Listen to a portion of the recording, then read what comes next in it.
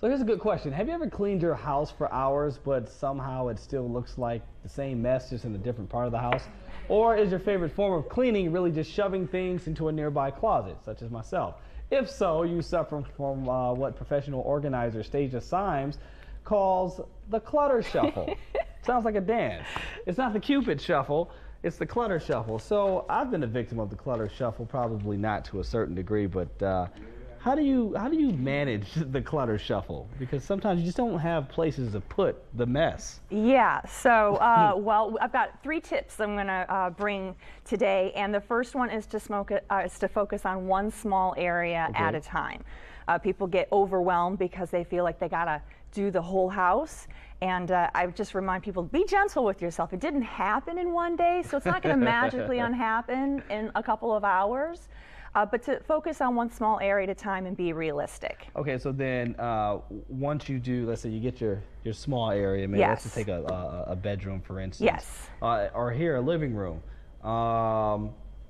When you have so much stuff, where do you start in that small area? All right, so the crux of the clutter shuffle is, my tip number 2 is to make a decision on every single item that you touch. Okay. What happens is people pick things up and they don't actually take the time to process what is in their hands, and they simply shuffle it over to another area of the home, hoping nobody will look in that closet or open that door. So it's not just putting it away, it's giving it a purpose. It's giving it a purpose. Everything in your house should have a home. Okay. So that way, once you've defined all of those spaces, at the end of the week, it's okay if your house gets messy, but instead of being overwhelmed and trying to figure out and making these decisions about what do I do with all this stuff, it simply becomes a matter of returning everything to its rightful place. And that kind of rolls into your third point, which is downsizing is more important than actually organizing. Absolutely. So people are always saying, I want to get organized. And I say, listen, if you could just become an expert clutter buster, that is the name of the game. It's about donating and downsizing on a regular basis. And it's not something that you're just going to do one day and get organized and it's going to be good for the rest of your life. It's an ongoing process. People are bringing things into their home on a daily basis, like this picture that we're looking at right now. This is accumulated over a matter of years. Now, it might take some people years to unaccumulate that much stuff, but with me, I did this in 6 hours with a client who was getting ready to relocate.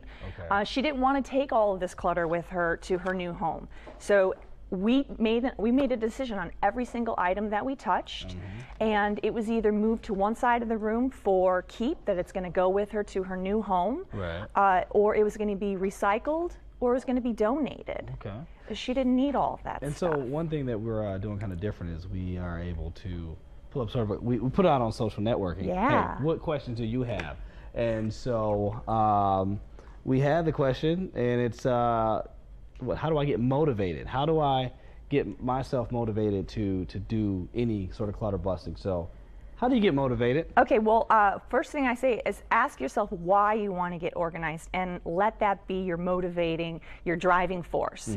Are you, taking one of your parents into your home, so you're trying to make space for them?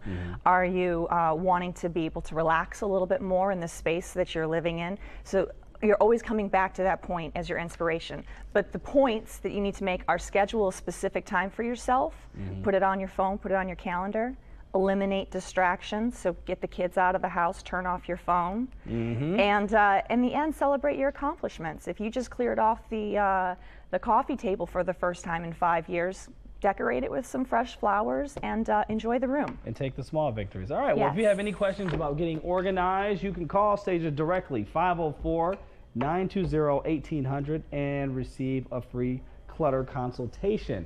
Or you can tweet at Stasia Symes using her hashtag #ClutterQuestion and for WWL. Now, for your questions to be answered live on air, you can join us again next month.